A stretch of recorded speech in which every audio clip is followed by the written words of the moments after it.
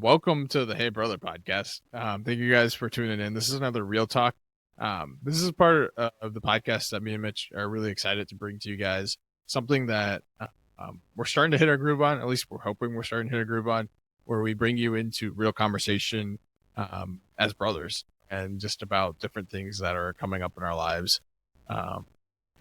We thought, envisioned, like, what would this be like if we just cracked open a beer and had conversation as guys. Um, and we want to welcome you into that conversation between the two of us. And today we're talking about something that we threw out in our Discord community. Threw out a poll in there, like, what is something that guys struggle with most? And I gave like 4 options with a fifth comment below a fifth option if you think of another option besides the 4 that I gave you. And the one that won by like a 44% margin, 44% to the other options being the other 56, was self-doubt and insecurity. It's something that I think a lot of guys struggle with, and I think that's why you see people like Peterson, like Jordan Peterson, who's Christian, like have a lot of success in like being to men today, because he like guys got to be men, and like he wants to bolster like confidence in guys. But then there's also like a lot of like secular guys out there who are talking. I don't know. Do you know? Right? Like that's that one guy that just like, if you don't have thick as hell, multiple children with multiple women, you're not really a man. Like something like that, which is disgusting. Like, but what he like taps into is like, I think like this large. He lived in like Turkey or something. Andrew Tate.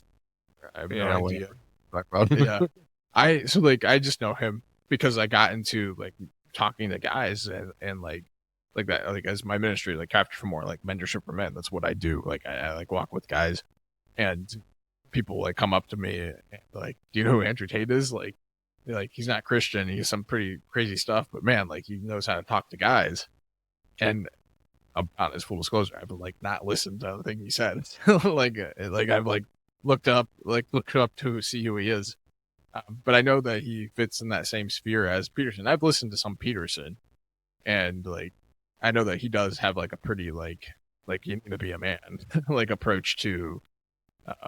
Well, I think the difference, like Peterson's definition of a man and Andrew Tate's definition of a man, are very, very different. Yeah.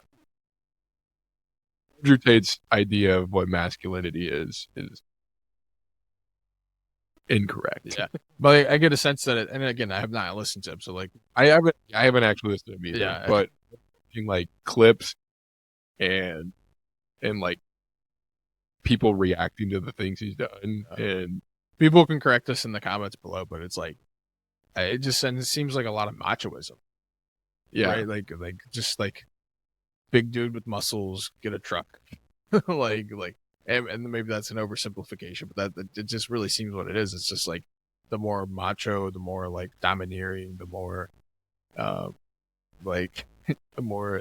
I just thought of like I got a drink with a buddy not too long ago, and then you're talking about an American Dad episode, which American Dad, though the animated series. I don't know if you watch that at all or not. Yeah, American Dad, like Cartoon Network, I think had it on or something like that. But it's like they're like, the comment was, man, I hate like living in times like this where men have most of the power. I wish it was like 100 years ago where we had all the power. And that's what I think like Andrew Tate like is kind of like getting at in a lot of ways. It's just like a little bit the machoism, but well, it's like I think Andrew Tate is like the complete wrong response to like what feminism is, right? And I think that's where the clips I hear about and like the takes I hear about him, it's just like, okay, women want to be like independent and do their own thing and like not need no man, and they're like, cool, we'll just sleep with them and then leave them in a ditch, and like and they're cool with that. And it's like promotes isolation or like not real relationship either way, right? Like, right. It's just like, how can I use the other gender and be happy? And then quote unquote. when, yeah, and I feel like, I don't know, this is where I could be corrected too, is that like, I think he also like promotes the idea of like, there's a name for it, but like foreign wives, where like, okay, like if women are going to be like that, You know, I don't want to marry that, so I'm just going to go overseas and foreign wives. yeah, Can like you flesh that out? What do you think? not marrying Western women because they're not like Okay. traditionally valued. And so when like a guy wants to settle down, he'll marry someone from a different country Interesting. where they haven't been probably perverted in the eye like by the ideas of feminism yet, which would be like me projecting what I think his take on it would be. Interesting. But there's like a name for that. And I think if I'm remembering it right, I think Andrew like involved in that circle. Creating that kind of that But he's confident in himself, and that's I think we need to reel back into our topic. Well, I think it's like a good to start there because it's just like that's what guys. Why do guys gravitate towards Andrew Tate or Peterson for that matter? Is that they wrestle with this insecurity, the self doubt, and and both of them are preaching what a man is supposed to be, and like Right. totally different area categories. Like Christian Peterson more attuned to like Christian values. Peter or Andrew Tate attuned to machoism and like trying to grasp his own understanding of what it means to be a man. I think that's where like self doubt and insecurity like comes back to is like do we understand what it means to be a man? And I don't think it's an uncommon thing for that to be what men struggle with most. Like our Discord community is not Yeah. huge, but there's a number of guys on there, more guys, if folks who are listening join. Like, Yeah. but it's like it's a good sample of like a lot of guys struggle with this because a lot of guys don't have a strong male figure right. like saying like this is you've got what it takes. Yeah, exactly. And maybe that's a plug for the community too, because like I think one of the things that is most true about what we're saying is that it takes a man to raise a man. Right. Like you gotta, and I think that's like a big problem with society now is that like there's a lot of women trying to teach men how to be a man. Right. And like it just doesn't work that way. Yeah. And so now that, and maybe these guys are the people that like recognize that, and that's where they're grasping onto the big figures like the Petersons and the Tates of the world. Yeah. Which I don't know. What's your general opinion about Peterson? I don't know like much at all about him. Peterson. Yeah. Yeah. I mean, I think like he's got a lot of great opinions, and like I think he's Yeah. probably more respectable than a lot of guys when it comes to looking at things. I think he does go overboard. I think he's still like maybe a little veers into like the machoism as well. I think it's like Yeah. I guess like the only thing I've heard about him lately is his diet, I guess. He only meat. He's beef. He eats beef, salt, and water. The only three things he puts in his body. And I'm like, okay, that's kind of wild. Yeah. But anyhow, we can reel it back into the Insecurity and I don't know. Like I think there's something like because it's like with Peterson and any guy who's like commenting on like guys like need to be men, like they're meeting that need, but they're still going too far in a direction that like isn't authentically masculine. I think the other direction you see is like and like these like and Peterson and other commentators are really harsh against these kind of guys, but like the dads, the husbands who just do whatever the wives tell them to do, or like like just kind of like these weak portrayal of men where they just kind of roll over at any like anything that's suggested. Like they're like, and like you can get caricatures of that, like people who like show that very evidently, and obviously But I also think of like folks that I know online, social media, like that, like I see, and they're very much so like just bought into like this far take into like relativism, emotional people, like emotion is like the one Yeah. thing that matters, right? And that's like another way of like solving the insecurity problem is like by totally adopting this paradigm of, well, yeah, maybe like there is no real masculine, right? Like, and Oh yeah. and like Okay. I can just like float through life. I don't know. Do you kind of gather what I'm saying there? Like, it just seems like It Peterson. would, it's almost like discrediting your self doubt, right? Discrediting your self doubt. Like, what is there to doubt if whatever I'm doubting doesn't exist? Yeah, Like masculinity, I guess would be the case there. yeah. It's like, Is that what you're saying? well, it's like erasing the like the bar to live up to, right? Like it's just like Yeah, it right. doesn't need to exist, right? It's like if you're doing the high jump and you can't make it, so you just knock the bar on the ground and you jump over it. Boom, did it. Yeah, yeah, yeah. And so like, where's like the Or in this case, uh, putting the bar like 3 feet under the ground. so low? But like the question is like, where is that middle point where it's not like this like gross machoism? Like even Peterson like goes into that a little bit. Like his like take on porn is like just get over it, like do better. It's just like And up. it's like you're a psychologist. Like there's like there's like deep emotional like intimacy wounds here that like make Yeah. that like just do it like really hard. Like we can't just Nike our way out of porn. Like it's not gonna work. Um, but Yeah. at the same time, it's like we should want to not look at porn. We should want to Right. like You be can't do chastity. you can't do nothing. And I think a lot of guys feel sorry for themselves more than what they should. And like that might be a hard thing to hear, Sure. but it's just like to like I guess like Peterson's point is like stop feeling sorry for yourself and do something about it. Right. But Like but doing something about it isn't just like stopping, right? right. It's a little more involved, right? Yeah. Yeah, I think like There's just a balance, right? Like yeah. When I hear that, like stop feeling sorry for yourself. It's like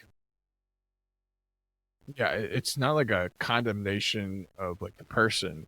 It's like a condemnation of like the mindset, right? Like you're judging yourself with too harsh of standards. Like you're putting a ridiculous or not, let's say unrealistic like standard for yourself, and then you're like beating yourself up for not like hitting that standard. And it's just like, okay, yeah. you learn to fail forward. Like failure is a Right. part of life. Like and embrace that. And I think that's like what truly gets to the heart of like insecurity and doubt is like, what's your relationship with failure like? Like you're you're gonna fail. like and that's where the lack of fatherhood is felt the most. Even like in our own experience, I think like we've grown in like being a little more confident and a little more secure in life. But even in that, like our own experience with our own dad, like failure wasn't tolerated, right? It was like, mom and dad would say like, "Oh, you're still safe," but like, it's not. The most important thing is like relationship with God. Like, there were things that like externally, explicitly, they stated that were the right things to say, right? But implicitly, right, like failure wasn't tolerated because you screwed up and you get your ass chewed, right? Like, Yeah. or like you get the other end of it, and it's just like this is all the things you could have done better. Like, good luck, do it better. Where like the reality is like, what's your relationship with failure? Like, it needs to be something that is like accepting, like you didn't get it perfect, but like there's room for improvement, and that's where like being Catholics, Yeah. the both and is always like the golden rule, right? We Well, can, right. Yeah. I mean, that's Aristotle even too. Like virtue is the center point between two vices. yeah, Um, what I was going to say, and maybe this will help people with self doubt and uh, is like the notion of goals. Like I think we're even like in public school, like goal setting is like kind of misguided because like you as a person shouldn't meet all of the goals you set for yourself. yeah, Because if you meet all the goals you set for yourself, your goals aren't set far enough, Right. right? And having that mentality will teach you how to fail.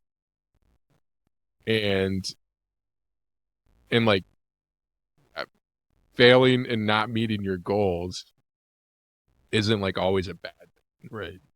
But like you should be meeting like most of your goals. Right. You know?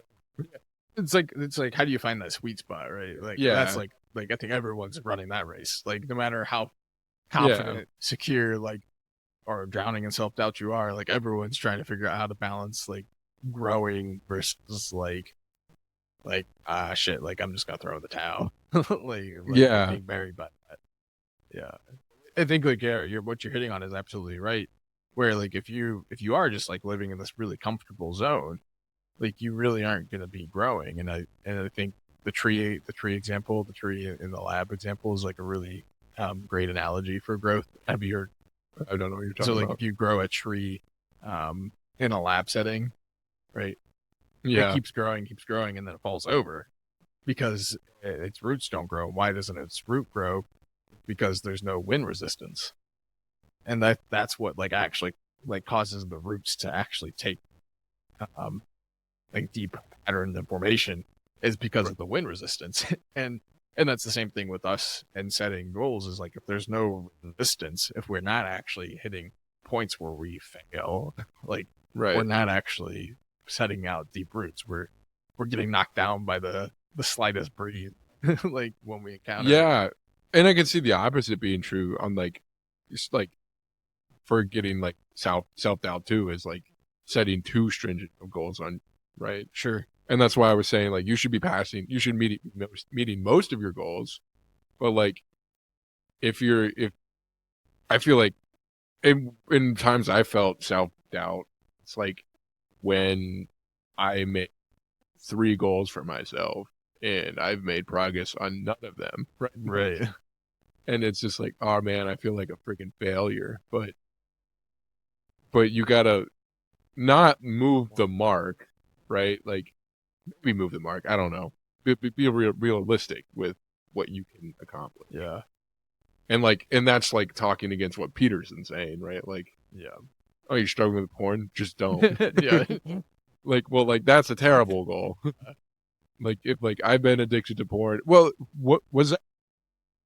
Joe was he saying where yeah, he was. He's like porn's been a problem for like 15 years in my life. And he's like, if it's been a problem for 15 years, you should expect 15 years to get over it. Yeah.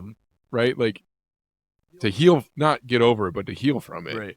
And like the healing isn't just stopping the watching porn. It's like Yeah. the whole gamut of like deporting, desexualizing, thing like that. But yeah, right. And it's just like not gonna happen just by doing it. by the Nike method's not always the best. Yeah, method. it's just like or the Shia LaBeouf. Sure. Yeah. I just like if you've been like addicted to like porn for 7 years, like your goal shouldn't be next week I'm done. Like that's just like that's not realistic. You're setting yourself up for failure essentially. Yeah. Yeah, and so there's this balancing of like relationship with failure and setting good goals that we're talking about when it comes to like self-doubt and insecurity. But I think at the heart of it, like it's an identity, right? Yeah, it goes to that. That's what I was gonna say. Like at the heart of it, it comes back to like even if you do fail, like all 3 of the goals that you mentioned in your like analogy or your example, right? Why can you still be a confident man, right? Like why should you still be able to walk around with your head held high?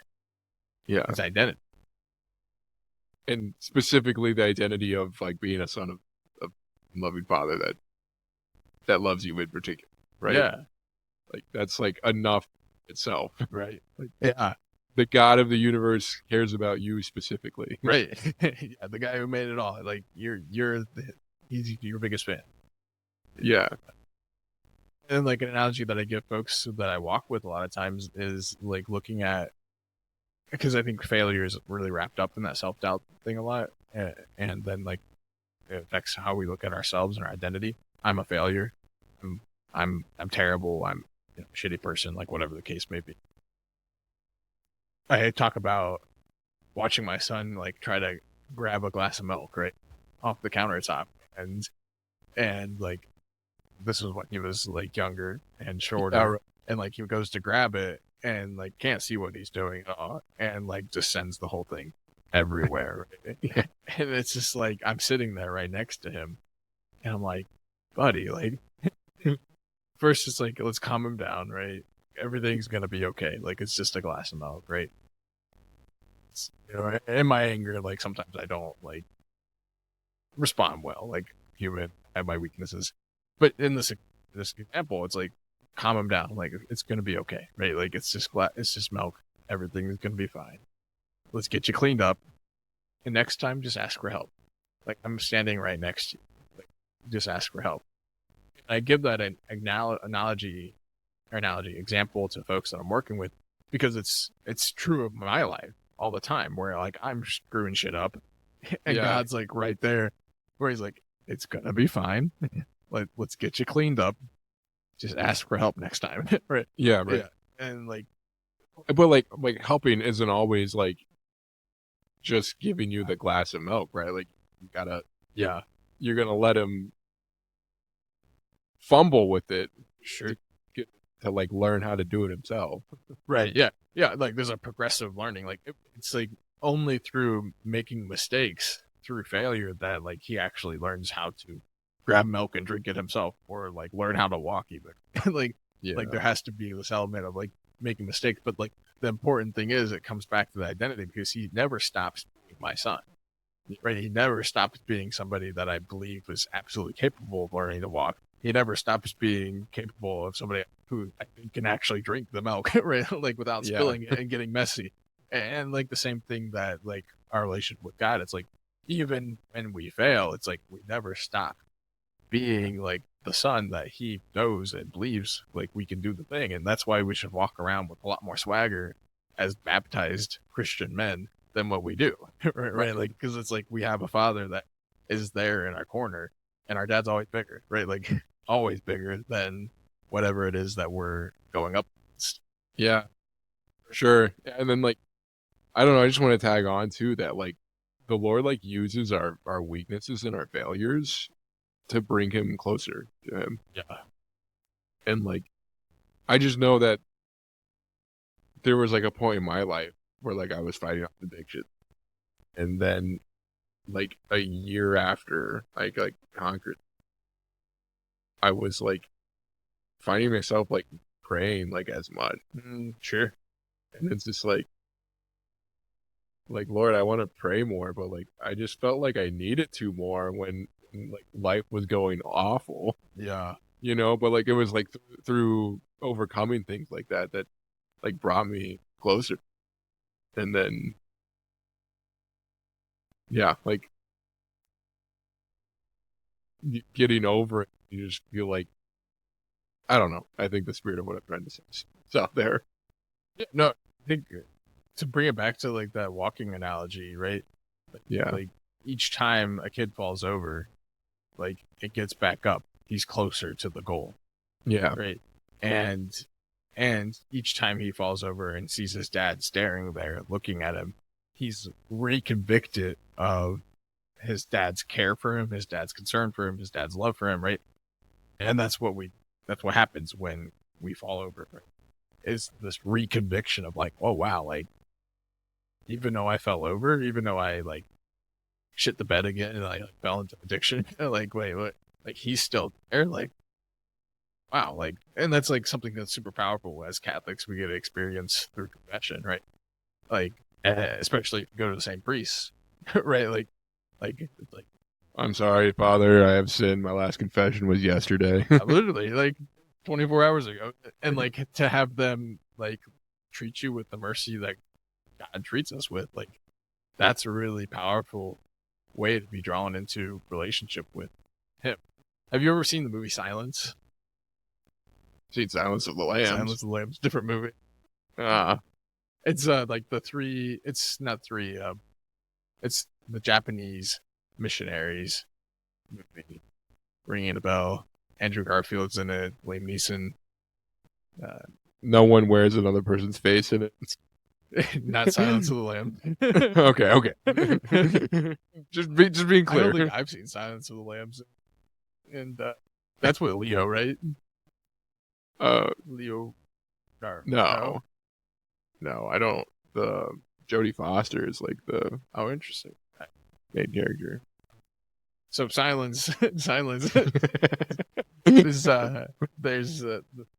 it's like about missionaries who are going to Japan when like Okay. Catholicism was being persecuted, and one of the priests there gets turned over by this. Just very different than Silence of the Lambs, as I'm realizing. It might be maybe not as graphic, but like there's like this. It's true, and it's there's a lot of it's hard. It's a hard watch. I'll put it at that. And Okay, so let me focus up. We're missionaries in Japan during the persecution. right, and so they keep sending priests over to like minister to the people because they had some faithful like followings of Catholicism, and the same guy like hands over the one of the priests to the Japanese imperial people who are like persecuting the Christians like time and time again. Like this guy, his name's Kakichiro, and like the dude's a dick. And like, but the thing is, he like keeps going back to the same priest to hear his confession after he's like literally betrayed him. And Oof. he's like, "Can you please forgive me?" And like at some point in the movie, like you just see like Andrew Garfield plays him, and like I've never even heard. Yeah. How haven't I heard of this movie before? it's because it has like a weird ending, and it's just like it's this really like it feels like the main character apostasies and like gives up on the faith. And some people don't like that aspect of it, and there's a lot to break down. But the main thing that I caught from it, and this was like years ago, so I could be off, and everyone feel free to correct me in the comments if I have a hot take on silence, but it's like the Kikishiro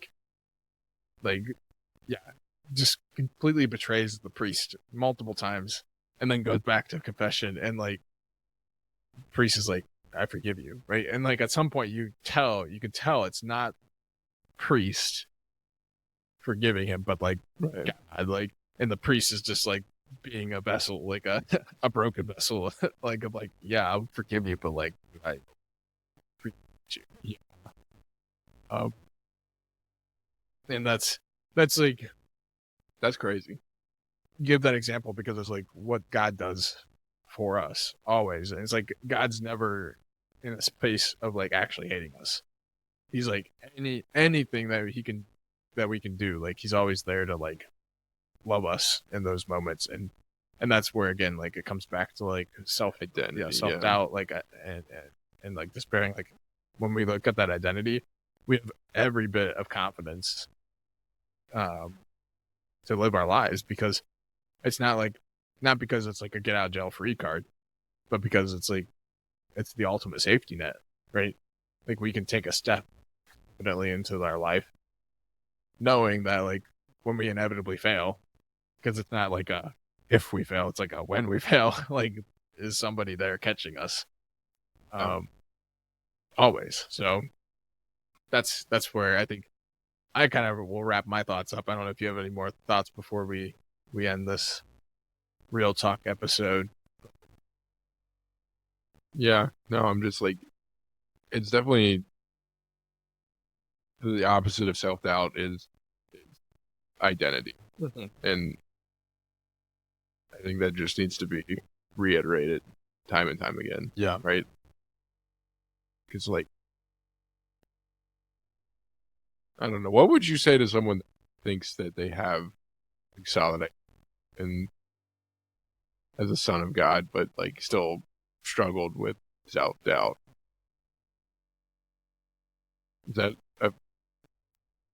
Is that like a real question, or is that like, Sure. what would you say if a square was a circle?